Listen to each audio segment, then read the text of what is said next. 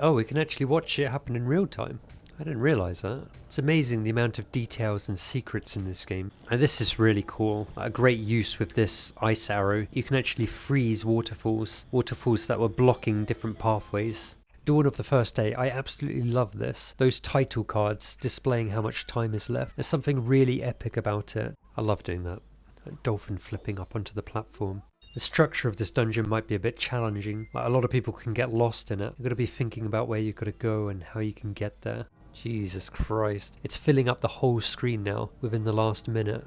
Yeah, this has some great ideas as well. We can freeze the waterfall. It creates a platform for us to go across. Absolutely love it. The different kind of uses it makes out of the ice arrow. It starts flipping around everywhere, flailing its whips. Those cries that it gives are really unnerving. And so this game turns into basically Groundhog Day, which I think is absolutely brilliant. It works so well in the form of a video game. It's a lot like the original 2D Zelda game actually, because you always started out at the bottom of the overworld and explored a different pathway, hopefully towards a new dungeon or something. And so in this game you always start not only in the middle of Clock Town, but at the start of the first day. So even in time you're making a new kind of journey, a new series of events. So once you've figured out what to do, it's not difficult to do it over and over again, but it's still sensational just to see it play out. Just the sight of freezing the large bubble and see it crash down and everything. There's a lot going on the screen. I love the sound effect of the glass breaking. In the 3DS version, you could only create stepping stones on specific areas of the surface of water, but in the N64 version, you could create the stepping stones anywhere, and that just feels a lot more free to me and a lot more satisfying. And I absolutely love this music. Like, I mean, it's so strange to hear in a Zelda game, but that's where the N64 Zelda games took the series to these new dramatic heights. I've decided to wait for him, I've made my promise, and she'll wait for him up until the night of the last day, the very last second basically. She's got so much faith that she's even prepared to remain in this inn, even while the moon is going to fall. I'm fine with this, I believe him. And like, the whole place is shaking, the whole place is vibrating. Please take refuge, we are fine here, we shall greet the morning together. Jesus, so they're just gonna remain there in each other's arms and die while the moon falls. And the thing is, it's not like we're going to complete the game here. We don't have all of the means to stop the moon from falling, so they are actually going to perish here. It's so eerie. Like, the bell is just chiming more and more. You know, the place is rumbling like so much. Time is running out. Ugh, it's so wonderful. It's so dramatic and chilling. Like, they're actually gonna die. And that's it. This is the first time I'll have seen this cutscene when actually playing the game for myself. And it really does just crush the place. The moon just falls, everything breaks apart, the whole place shakes, the controller is vibrating, the moon falls, and it becomes all fiery, sets the whole place to flames. All of it is just crushed. And then this really surreal sequence where it's all darkness except for this wave of fire, a wall of flames, and just burns Link away. Majora's Mask kind of appears. Such a surreal sight. And then this famous line, you've met with a terrible fate, haven't you? And another thing I love is how much pressure there is, how dramatic it gets while the moon is falling. And it's all the more noticeable when you go back to the first day and it all feels laid back again. Like, all of that pressure is lifted off. You feel like you've got all the time in the world again. You do a lot of circling around in this dungeon, obviously because you come across these locations again once it's flipped upside down, but also you'll find yourself on different sides of the dungeon, looking over all of the passageways and stuff. It's kind of a puzzle getting through this place. And here comes a great moment. You shoot this emblem and then the whole thing turns upside down. And now the sky is actually beneath us. So as if it wasn't high up enough before, now it's actually an infinite drop beneath us. Like, the sky is actually beneath our feet. Oh, there's magic on this. And it ran out. Oh god. Time is running out. This is really tense now. It's times like these that I'm thankful I'm not a speedrunner, because this could be incredibly stressful. You know, this is a whole lot more involving than any of the bosses in Ocarina of Time. I actually like that challenge. I mean, it's frustrating when you're doing it, but afterwards the satisfaction just feels great. The Oath to Order music is really quite epic. Bit strange designs on the giants, yet the music kind of gives it a nice touch. And if you've progressed this far into the game, then you might be very interested in seeing the final events in this game. It's that kind of game where you just don't know what's going to happen. It's a great touch when Majora's Mask rises and the Skull Kid is dangling off of it. So it's not really the Skull Kid that's in charge. It's instead the mask with its own thoughts and speech. It refers to the Skull Kid as a puppet. And this is the truly amazing part. When the mask goes up into the moon, Link looks up and then the moon's eyes kind of light up and starts speaking as well. And then starts shaking, it starts to move again. Just an incredibly eerie, spine-tingly moment. And the moments just keep on coming, because now we'll actually go up into the moon. And then the first sight we see, just a blissful, peaceful field with a single tree at the center of it. Such a surprise. In the midst of all of this dramatic chaos, suddenly we get such a beautiful sight. It looks like something out of a painting too. It's got a kind of impressionistic style. And this is pretty cool actually. You get to unfreeze the boss. It's standing there like a statue. You have to shoot a fire arrow and then it falls out. It's pretty creepy too. And this is something I love about the boss battles, is that the bosses are actually quite frightening and intimidating. And this one is particularly deep voiced. And it's just a really fun boss battle. Like you kind of race it around this circuit and try to injure it. I mean, it's great just speeding through the overworld, trying to complete these side quests and stuff during the last hours. Just like absolutely rushing through the place with a great sense of urgency. It's a bit tragic seeing this, like he's on his hands and knees. He's actually shaking his head, kind of despairing. He's about to be crushed to death. Like, I thought it was absolutely amazing becoming Zora Link with all of the new abilities you get. It's probably the most amazing power-up I've ever played with in a video game. But I think the most amazing thing about this upgrade to being a Zora Link is going into the ocean. And you can even flip out of the surface of the water like a dolphin. And just the way that you can glide around. It's kind of like flying but in water. And just feels so elegant. Oh, and this wonderful music in Clocktown. The most frenetic kind of music. Sounds really wild and dangerous. And I love how you can walk on the bottom of the ocean floor just by pressing the B button. It's the same effect of the iron boots, but just included in the abilities of the Zora. And you don't have to go into the menu to do it, so it's extremely seamless. I did find it frustrating when I played it as a child. I got stuck a lot, but to me that's a good thing. It was challenge. It's just the sound of it. It sounds intimidating. And then to see the ice arrow, I was thinking, oh god, what are they going to do with that? It's actually one of my favourite items in the whole Zelda series, just because of what they do with it in this dungeon. So redirecting the flow of water throughout the dungeon, kind of changing its structure. I mean, to me, playing it for the first time, it felt like a labyrinthine dungeon full of sensational gameplay ideas. When I was getting to the final parts of this dungeon, I felt like I'd been through an onslaught, and I was kind of shivering with excitement at the idea of what the final boss might be like. It's really tense, this part. You got to like run away from the shark, but it's going to be chasing you after you've kind of, yeah, and it's already got me. And this is what really makes the encounter, that moment where you have to get back up onto the platform and you know that the shark is behind you. It's always really tricky trying to dolphin flip up onto the platform. It is doable though, I did it just there. So somewhat of an improved Iron Knuckle. Its animation is sped up, so it's all the more deadly. Okay, dodge this. Jesus Christ. Oh god. And it blocked. Oh, Jesus Christ! Oh! God! Oh, God, that was close. Jesus Christ. There's nothing like that in the Wind Waker. You know, Majora's Mask can get quite challenging. If not through level design, then a bit of combat like that. Yep, so this place seems completely innocuous. Just nothing wrong with it. Just a happy, cheery place. Very bright and colourful. Happy music going on. But then if we go downstairs, things look a bit darker. It's a basement basically, but there doesn't seem to be any signs of life. Kind of a creepy drawing, but... And just that cupboard over there. You might think to go over to that cupboard, but if you do, suddenly the doors open up and this creepy, staggering monster comes out. And I love that the scene plays out during gameplay, at least to some extent. It's not all handled by a cutscene. You have to sneak into the house, you encounter the father, and then you have to play the song, and then the rest is told through cutscenes. It's funny with Tail telling us this. Let them be, don't you get it? You're so insensitive. There's some kind of like teddy bear mummy.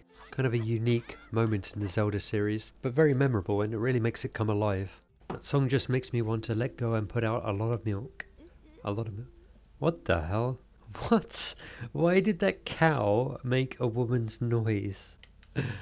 I think it's great that they included a side quest that stretches all the way from the first day to the last night. And it's possibly also the first instance of the music changing the further you get through it. You complete it while it's the right way up and it plays this awesome soundtrack. But then when it's flipped upside down, it gets changed. It's a really cool dungeon and a great way to send off the Zelda series on the N64 before things would change with the GameCube. and now that hand is pointing down towards hell. And during nighttime you'll see the twinkling stars laid out right beneath you. Like, imagine dropping into that. And the music has changed. The music now is a lot more airier, as though wind is passing through you. You really feel the sky beneath you, swirling around your feet. Whereas the other dungeons have music that sounds good, but doesn't really contain a theme that sticks out. The Stone Tower Temple does. It's just as much a good theme as the Deku Palace's theme. It just sounds really nice. It's really catchy, and it's very atmospheric too. Oh! I did it! Oh my god. Well, and less than 2 in-game hours left. My god, that was an experience. I mean, I was whining, I was moaning, I was complaining the entire time, but I gotta say, it was doable. It was doable, and I did it. That's actually pretty great. And it does make the game feel more considerable. Like, you know, this feeling is great. Like, it was stressful right up until the last minute, but now that I'm through it, I feel like a seasoned adventurer. Yeah, just a really eerie sight to see the Majora's Mask itself in the form of a mask, just like flying forwards, and the boss battle starts. And so this is the very serious stage. I've really got to apply myself, especially with no fairies and only 10 hearts. This movement is really creepy and all over the place. It's every bit as challenging as the Wizrobes were in the 6th dungeon of the original Zelda, but more exciting, if anything. Come on, game! Oh! Yeah, but... Yes! Oh, down to half a heart. I don't know how many times I've beaten Majora's Mask. I don't think more than 5 times, but every time I have played it, it's always been a struggle getting past that last boss, and eventually I do get through it. And the satisfaction is amazing. You know, really, really good last boss battle. The ending cutscene is amazing too. Watching the moon just fade away and disappear. Really, really satisfying. It changes to the 4th day, dawn of a new day. Absolutely wonderful moment. It's so great. The game got so dark towards the end there. It got really mad, almost psychotic. And then it becomes bright again as the moon fades away. People celebrate. We really went through some darkness in this game. I love the darkness of Majora's Mask. It's properly dark. Like other games, when they try to be dark, they only become dark in a very kitsch kind of way. Apparently Eiji Aonuma had such a stressful time making Majora's Mask because it was so sophisticated and daring and ambitious. It was such a difficult task that he actually had nightmares while making the game, and he inserted those nightmares into the creation of the game in the form of some cutscenes, including this cutscene where Link turns into a Deku. He actually had a nightmare like that and then included it in the game. Yeah, and wonderful animation on those petals. Like, I'm really impressed by that, actually. There is a nice amount of detail in this game, and so to be playing as a Deku, you know, is pretty interesting. And they did a good job of giving him all of these unique abilities. That this used to be a character in this world, but that the Skull Kid actually killed him and made us into his spirit. The Song of Healing, a really kind of expressive, evocative theme, and I think it's in a minor key, but definitely sounding dark and tragic, and quite majestic too. There's something about it that's quite ethereal and spiritual. Just the sense that this town has some kind of schedule or routine, that it's actually alive and people are doing stuff, that it's not just a static place. People are actually following some kind of routine. I really think it makes it come alive, and people will be wandering around whether you're there to see it or not. And I love this, like the music fades out, you hear the bells, it's incredibly atmospheric. And I love these kind of mysteries, like when something weird like that happens and you don't know what it's about. These secrets will be unraveled as time goes on. The more and more you delve into this world, there's something great about that kind of progression. I love how the music changes within Clocktown as well. I mean, it changes up the Clocktown theme depending on what day it is. And we get this wonderful music, like music that's only used in this one area, but given such a wonderful piece. And I love this effect, the way that the game gets more and more boxed in as the bell is chiming and everything. It really kind of adds to this sense of claustrophobia and dread. It's a really neat effect. And the music changes yet again, with the music going by really fast, and those low register strings as well, just making it all the darker and more suffocating. The moon is so close now. Kind of looks like a shark's face with those piercing dead eyes. I gotta say, it feels like really strange for such an unusual Zelda game to have the main Zelda theme. But here it is. Although it has been varied quite a lot. It's played in G minor rather than B flat major, which gives it a dark tonality with the minor key. I think it's played a lot faster. It's given a lot of material in the accompaniment, so it sounds a lot more frenetic. And also it doesn't just have one repeat, but two, the second of which kind of plays the theme in almost a fugal sort of way, and it already has a lot of counterpoint used, so at the end of the second repeat it comes to sound quite suffocating and intense, reflecting the gloomy atmosphere and the sense of danger coming and the moon falling and everything, the sense of time running out. I love that that moon is just protruding around the corner there. And I think gradually it does move down. Like, it's not actually still in the sky. It does like ever so slightly move, like the hour hand on a clock. Oh yeah, and this is a brilliant theme for the Deku Palace.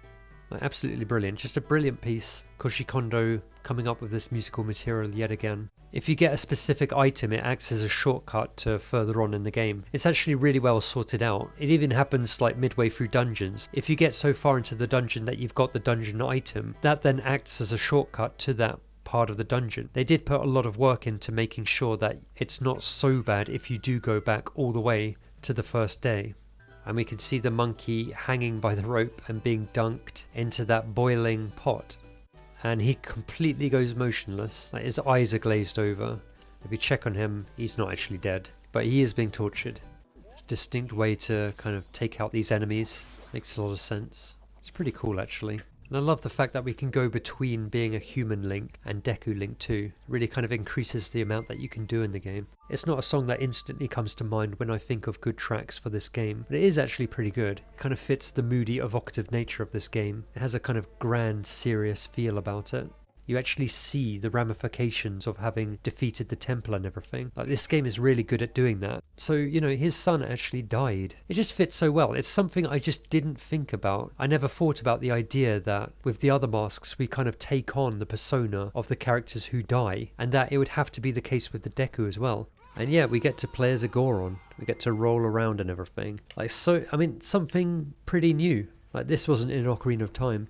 It's a pretty neat room here with multiple floors. Like, how many floors are there? Quite a complicated structure, possibly testing our ability. I kind of like the idea of this. You know, this elaborate puzzle with this structure in the middle kind of fits together very neatly. This is quite a nice puzzle. Like the idea of kind of breaking all of these discs and stuff to create a pathway across. And so this is a great thing about this game, is that when you complete a dungeon, the curse lifts off, and then unlike Zora's Domain not getting unfrozen, this place actually does thaw out.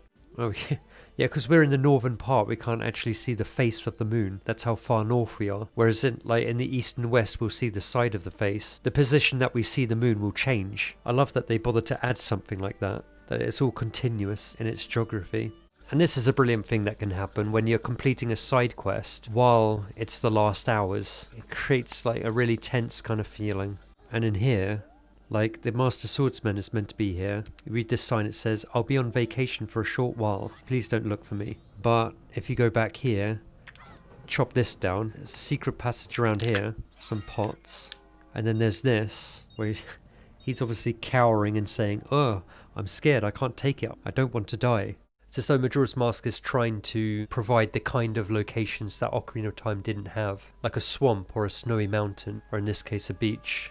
I think she comes out of this door eventually. It's kind of nice. We don't necessarily know what's going to happen. It's quite tense. But I also just love it when these events play out in real time. It's just another reason why this game is so immersive. It just adds to the mystery and creates a sense of urgency too. It's almost time. You take care of things outside, Grasshopper. And she just leaves us here. We've got to fend for ourselves. And the music really makes it. Like this creepy kind of jangly alien music, like something out of a horror film. I love these goings on, all of these story points and everything that you can just discover if you're here at the right time. Like, I love the intricacy of the world in Majora's Mask. The expansiveness of a world like Breath of the Wild can be very impressive, but I actually prefer it if it's something more concise and intricate like in this game. It's a really cool side quest in this room, a really nice secret, that you steal someone's room key by accident because the guy who made the reservation happens to go by the same name. When I first played this, I was so scared when I went into this room expecting nothing to be there, just like normal, but then suddenly a hand came out. I was so spooked by it. It was so creepy. Like, the barn is destroyed, and she actually gets abducted by the aliens. And she's like completely despondent. She's not saying anything. She's spooked, or she's got her memory wiped. I love the fact that it's raining inside the barn now because there's no roof. It all broke apart. It's so well detailed, it's so well thought through. The bunny hood. That's a pretty good mask to have because it basically speeds you up in the game. I really like the bunny hood. Maybe to some it would look a bit camp, but to me it just fits in with the quirkiness of this game. If you want, I'll give it to you. On one condition. Do you have a pictograph of the female pirates? So this is actually part of the main quest. It's a bit strange, but I kind of like it. It's kind of funny. I love going into water and then back out of water, especially as Zora Link, and walking along right at the bottom of the water too, like different levels of water. I love this music, by the way. I haven't made mention of that yet. Music is absolutely fantastic. All of these Zora characters are part of this band, and they have some kind of musical interaction. Yeah, pretty nice secrets here. And I love how it's playing tunes from the 2D Zelda games on a bass guitar. Where have you been?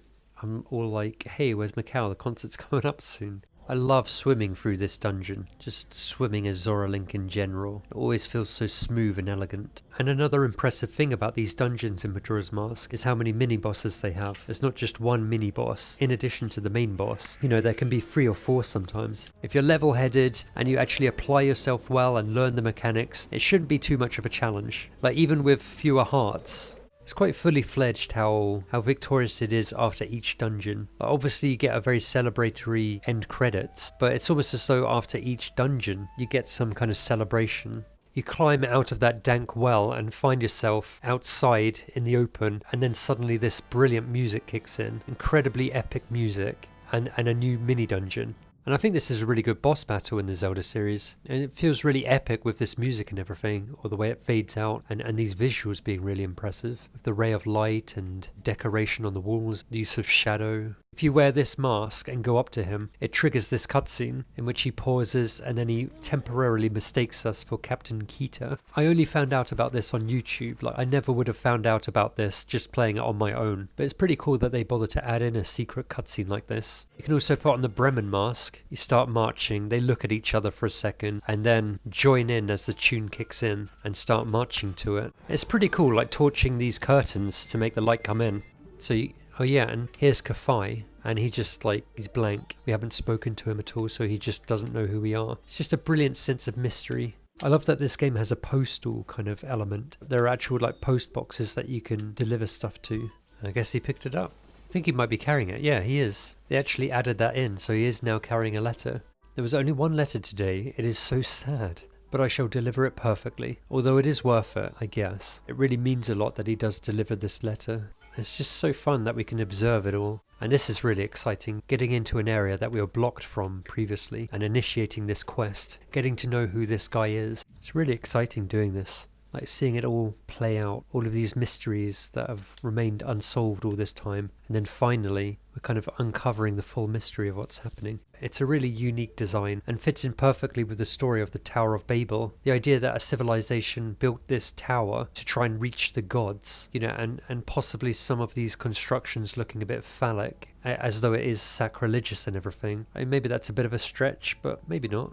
I mean, this face looks a bit grotesque, kind of reflecting that sinful nature. It does look a bit garish. And I just love the idea that the dungeon gets flipped upside down, so instead of reaching towards the heavens, it's now reaching all the way down into hell. It's a wonderful curse by the gods to smite these people when they're meant to be lowly mortals. And also in the story of the Tower of Babel, the curse put upon the people in that story was that they were scattered and divided so that they became different nations, each with their own language, so that it was then harder for them to work together, so that they could no longer build a tower so high. And it's quite similar to the construction of Termina. It's divided into 4 or 5 main locations, so maybe there's a similar thing at play there. I love its sound effects. It puts up a pretty good fight too. Some nice action going on, nice movement. It's pretty quick.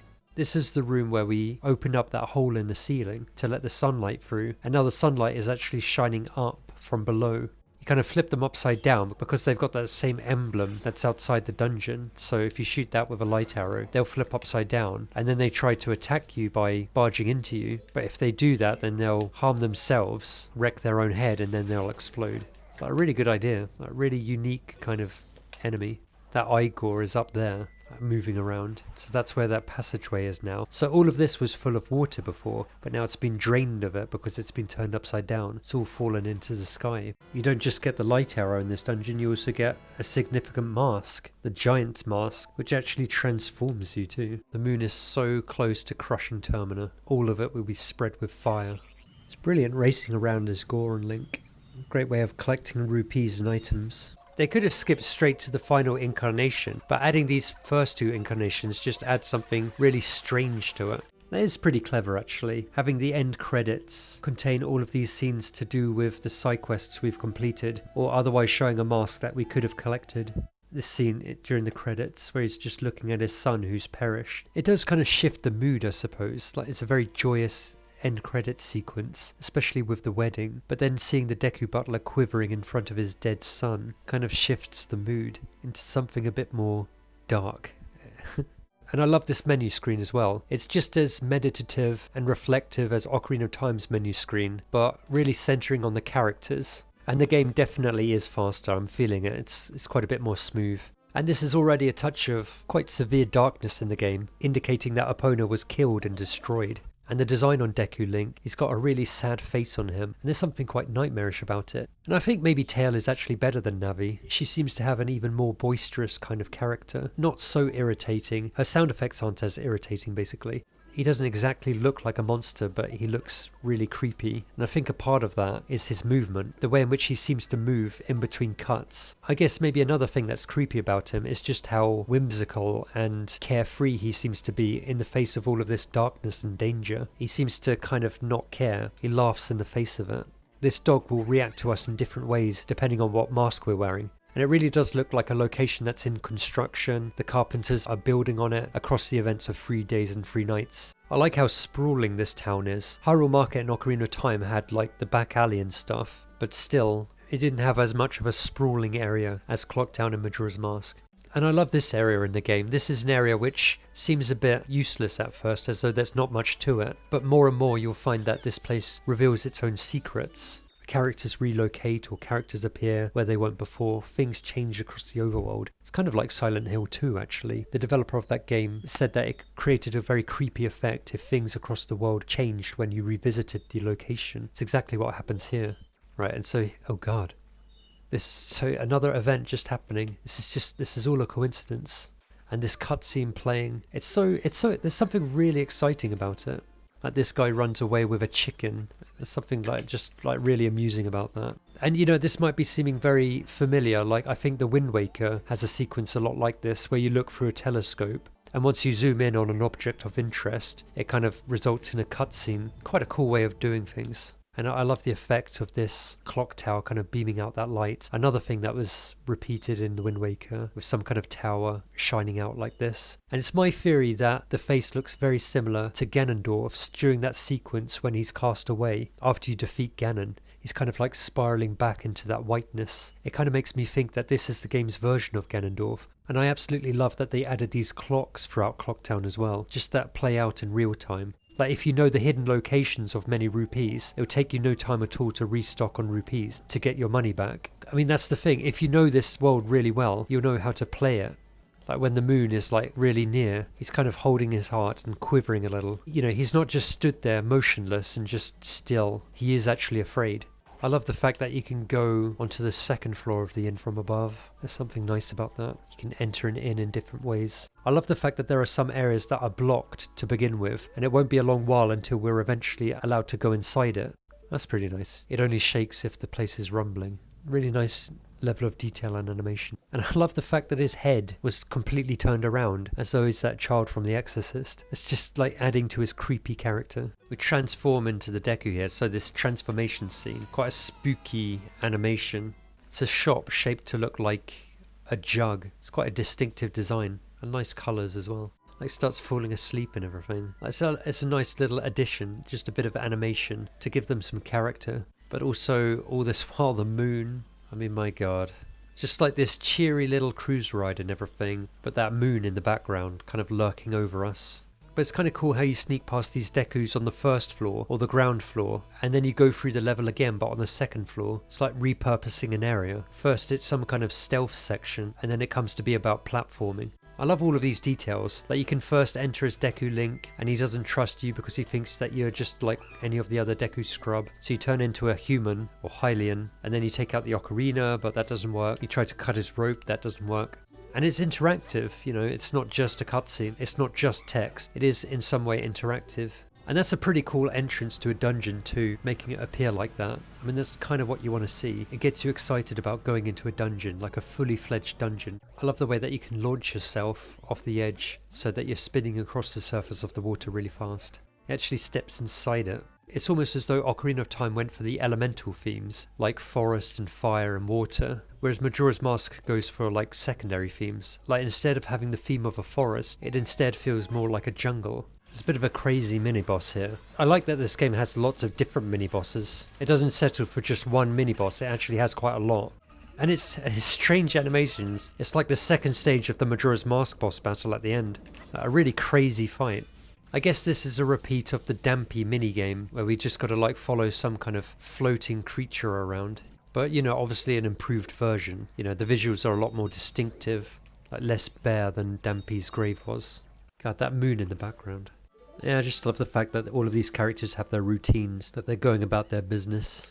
I like that it plays the shop music in-game, like it's coming from a source in the game. I mean, I guess this is a lot like going through the Haunted Wasteland in Ocarina of Time, but kind of done a bit better because that was just a generic Poe out in the desert, whereas here it's like the leader of the tribe, it's the father of the baby inside of that building. It's got more of a backstory to it. You play the Song of Healing and take on his identity by stealing his face.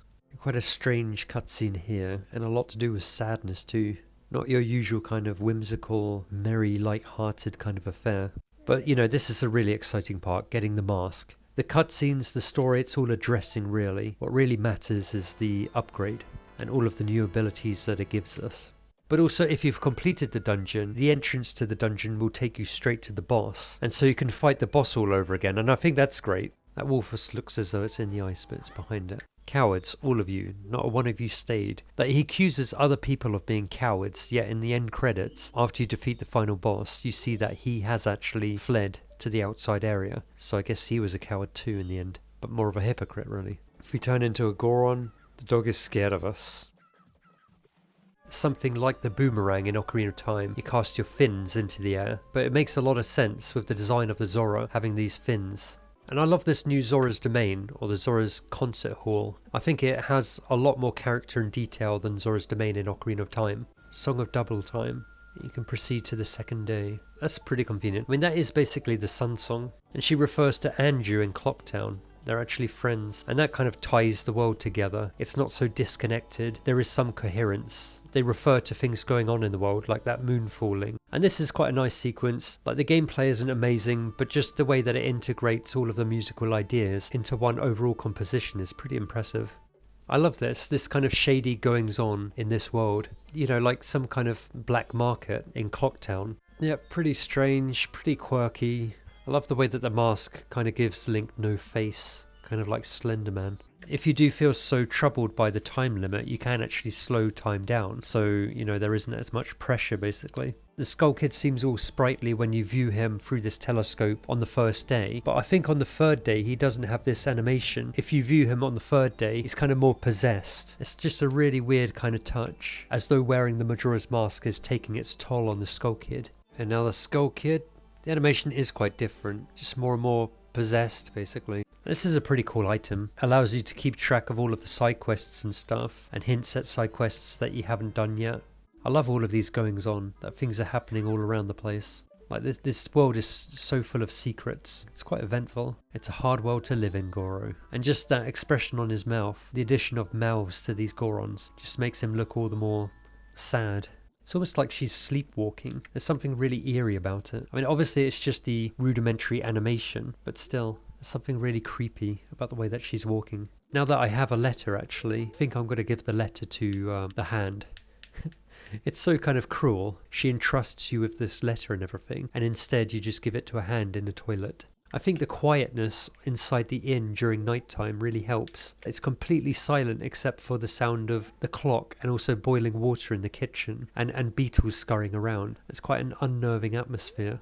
Yeah, this is the part that I like in this piece of music. A unique variation on this main theme, just making the music sound suffocating and urgent as though time is running out. So I think, you know, this guy was told that he's no longer needed. You know, he's just depressed. He goes to slump on the bed. And I also love that they added this crack so that we can hear into the other room. I think there is one point in time where we can overhear people talking. Oh, did you see him? I'm sorry, it's probably too soon to ask. Yeah, it's probably better if you don't ask what we did with your letter. These masks on the wall, I mean, quite a creepy design, almost like the bunny mask from Donnie Darko. And I love this part, like sneaking into the pirate's fortress as Zora Link.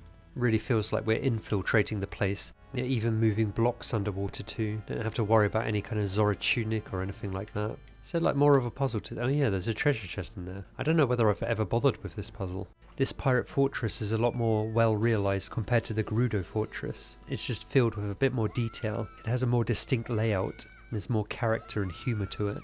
That can be a very exciting element in this game. Very frustrating if you fail it.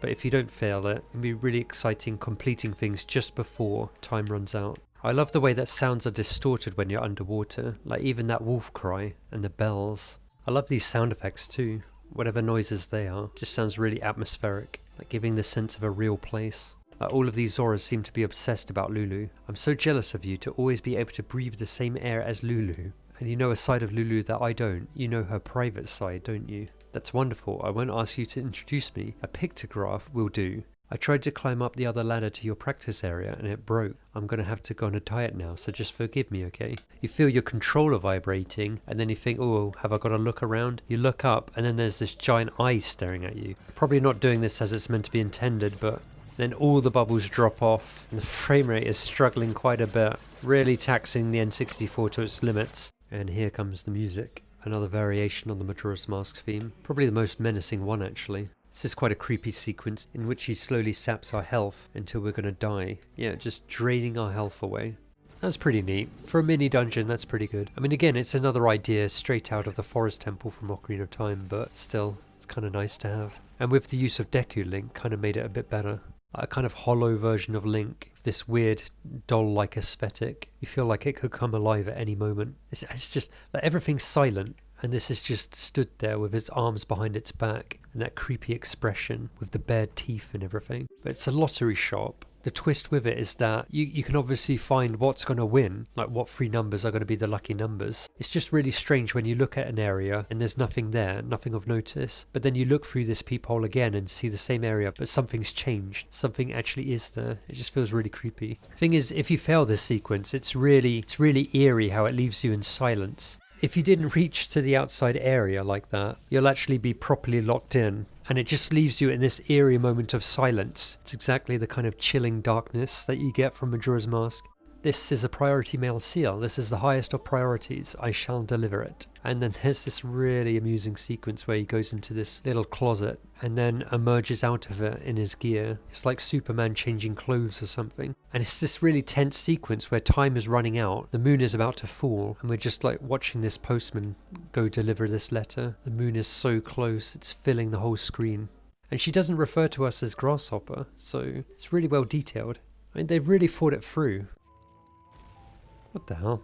An enemy just exploded on its own. Oh, and I love this area too. It's not the easiest thing in the world to control, but it's such a great idea. And you can see how the Wind Waker took influence from this, because the whole idea about the Wind Waker's Deku Leaf is directly influenced from this. And it pretty much is this, and using gusts of wind to blow you upward.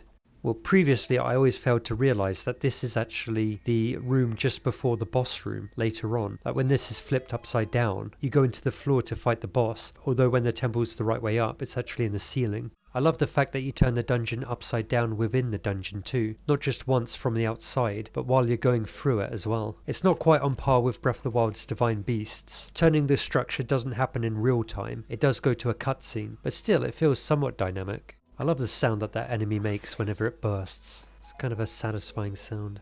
So yet another mini boss battle, and a very unique one too. Not seen in any other Zelda game, I don't think. And I kind of like this ending with the Skull Kid. It's not amazing, but it's just something a bit more distinctive than Ganondorf. I mean, there's a bit of sorrow there, a bit of characterization, a bit of proper story for him, rather than just being some kind of pantomime villain. It's quite touching, this scene. Like, Tetel went on a long adventure with him, and now they're saying goodbye. And the music is absolutely brilliant. It's not like one of the most well-known tunes, it hasn't become really popular, but it is actually a really good piece. And this is brilliant when Link returns to the forest area right from the beginning of the game, with similar music, really kind of wraps it up nicely. Kind of emotional in a way, just reminding us of where we began the game, and then ending there too. Although this drawing on a tree stump is a bit crude.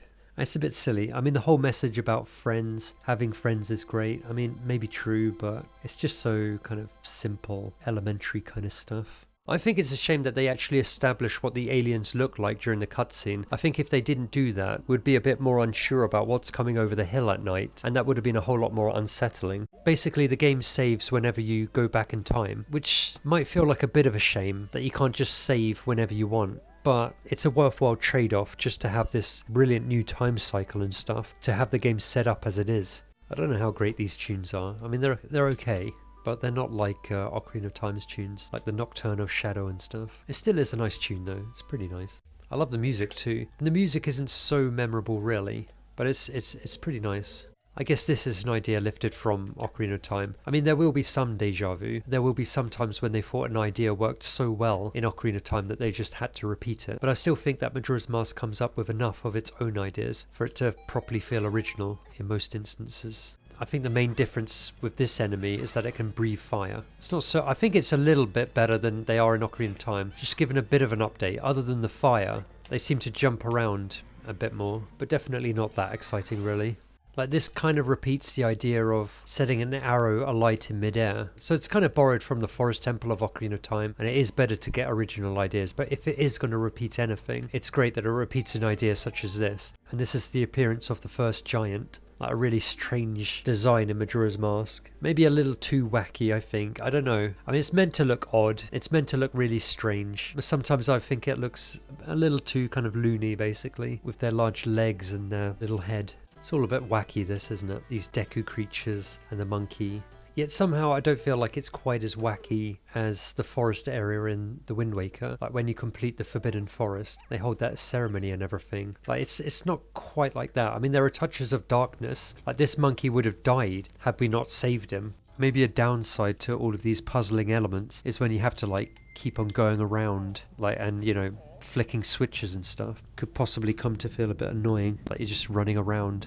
That cylindrical tower in the second dungeon wasn't actually that impressive. I seem to recall that maybe it had an execution which was a bit more complicated and a bit more puzzling, but actually it was pretty straightforward. And this is such a strange character design. Don't know what to make of this. Kind of weird. Repeating the Lon Lon Ranch music, I suppose that's okay. Shame it didn't come up with its own tune, but wasn't as necessary as other places really. I think more and more there are lots of things that you have to do outside of dungeons, including collecting eggs, not the most compelling of gameplay content. It's a pretty nice side quest, just to get to know these characters. I mean, again, not great characterization, but just a little bit of story. I don't know why he's shaking like this. It's like he's having an epileptic fit.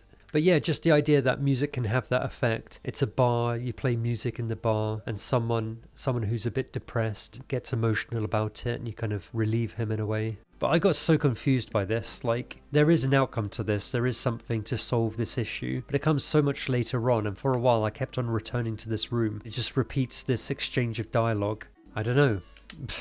Nice piece of dialogue. So here this guy is. And, you know, pretty easy side quest. All we have to do is just listen to this guy talk, and from doing that, his quest is complete. It's pretty funny how he changes emotion very suddenly. And now the Hookshot. Another item that's repeated from Ocarina of Time, but that you get outside of a main dungeon. I don't know if there's anything new that you do with it. This is exactly like following the Poe in the Haunted Wasteland again. Not an amazing idea really, but just something to add in to extend the main quest. There's so much that you have to do between dungeons. It's just like a fetch quest, like collecting these eggs. It's not the most exciting thing in the world. I mean, there are some interesting and humorous events, but still. Sometimes you freeze waterfalls, sometimes you melt them. This definitely isn't a challenging room. Like, the puzzle idea is barely something you have to solve. It's still a cool thing to do. I'm glad that they threw it in. More kind of side quest material, you know, as part of the main quest. This isn't much of a mini game. I don't know why I'm doing it really. It's just something to do, I guess. Obviously the English version is a lot easier than the Japanese version. I got it straight away. It's such a shame that there are only 2 save files for Majora's Mask. I really didn't like that. Is that just the restraints of like their production values, or? It looks all dark and gloomy, almost like it could start crying any second now. How sad. I mean, it's one thing for Tale to tell us that, but we ought to be able to just recognise it ourselves just by looking at it. The kind of show don't tell rule. Yeah, it's not nice that Tale just says he gives me the creep. That's another example of breaking the show don't tell rule. And it's not necessary. We probably find him creepy anyway, but it's not too bad, it's just a minor gripe. It's a bit unfortunate how the soldier does nothing about it. Like, so concerned about me that he just lets that thief go by. But oh well, you can kind of roll with it. Oh yeah, lots of different things going along. It's a bit of lag, unfortunately, but you know, this was the N64. I guess this is an entirely new character. I mean, not the best of characters in this game. Kind of like a bland stand-in character, actually. And this is lifted straight out of Ocarina of Time, I guess, the Lost Woods area, but now with a monkey instead of following a tune. It even contains Saria's song. But the thing about this, it is basically a fetch quest. It's not the most amazing of stories or anything, but it's not compelling gameplay either. It's just something that would ordinarily be a side quest, and not the most amazing of side quests, just fetching these items for these characters. I think a lot of people might be put off by Majora's Mask, because they know that there's a lot to get through before you get to the dungeon. These songs are a lot harder to remember, but you can kind of work it out. And then here, just like lighting torches again, not really anything new. Although the lighting effect is new, but that's not really saying too much. Just a very, very simple basic puzzle that Ocarina of Time had already done. Okay, and boss time already. I mean, maybe not the most impressive of dungeons. I never really did think that this dungeon was a great dungeon, really. But it's still kind of a nice dungeon. It's fairly good. There's some side content like this. You basically have to get an item for this guy so that he gives us that launch pad so that we can go up and get that piece of heart. But to be honest, I mean, that just feels like some kind of fetch quest. I don't really care for it. Oh yeah, stuff like this. Not the best kind of content. I don't really care for stuff like this. Just have to play songs in each of the different forms. It's not very compelling content. I mean, maybe you could say it's welcome. You know, why not include stuff like that? If this restarts it, then that's pretty bad. It's not a lot to get through, I guess, but it's taking a long time to get into the next dungeon. There are only 4 of them. Maybe they felt they needed to pad it out the main quest by including these segments, which it's not the most impressive part of the Zelda series. It's nowhere near as impressive as the dungeon design. Like, there's something genuinely brilliant and clever about them. This is just silly nonsense. I mean, maybe some people find it funny, but it's a bit daft. I mean, I guess, like, you got to do something inside of these locations. Yeah, I don't know how well this controls, really. It's a bit precarious, this. It really doesn't control all that well.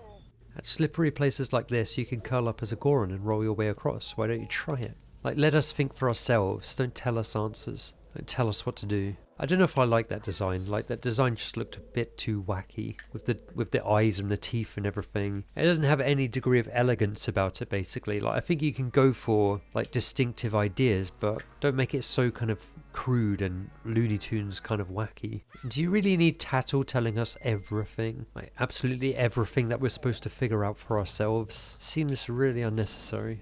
Not the best of mini-bosses, really. And kind of like amusing, I guess. Kind of playing off the idea of the final Poe from Ocarina of Time inside the forest temple, but not really all that compelling.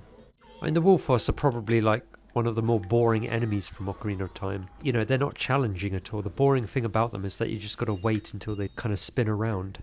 Well, there is a treasure chest there, but loads of treasure chests here. I don't know whether they're stray fairies or keys. It's like a repeat of the mini-boss battle. Like, this mini-boss gets repeated a heck of a lot. If you didn't enjoy it the first time, it's not that much fun you're going to have with it this time either. It's all coming together finally. It's just the stray fairies that I don't like. I think the stray fairies were the annoying thing. They had me doing things that I ended up not caring for.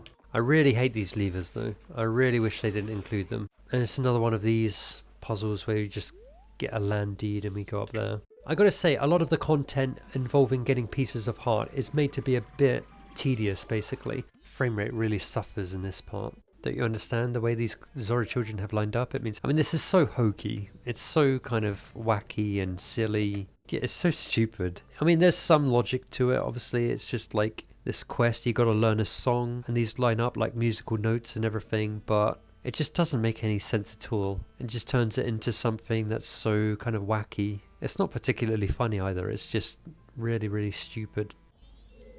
If you could somehow step on top of that Octorok, I bet you'd be able to climb onto that central pillar. I mean, it's possible that some really dumb playtesters just didn't work this out. I mean, I guess I didn't have to press on Tattle, but you're kind of likely to press her anyway, just in case it is something really important. So I don't like these hints that are kind of forced down our throat in a way. It kind of ruins the experience just a little bit. I wish they'd keep it out. You know, the beaver minigame, it's a bit crass and crude. Like, again, full of the wackiness that you'd expect of Mario, and less Zelda, especially on the N64. I really don't like these bomb enemies, which they'll just go away basically. I mean, you know, sharp and flat, they're called sharp and flat, it's a bit amusing. It is also the kind of stuff you'd expect from a children's book though. It's not good characterization, it's just like very simple nursery-like poetry really. Not particularly challenging at this point. Playing a game like this, you would have thought it would step up the challenge, but no, it's just throwing some of the same enemies at us. But it's quite a difficult encounter here. He does have an overpowered move, which is whenever he takes off his head, like this, and you just gotta like try to run away from it, but no matter what you do, it'll always catch up with you.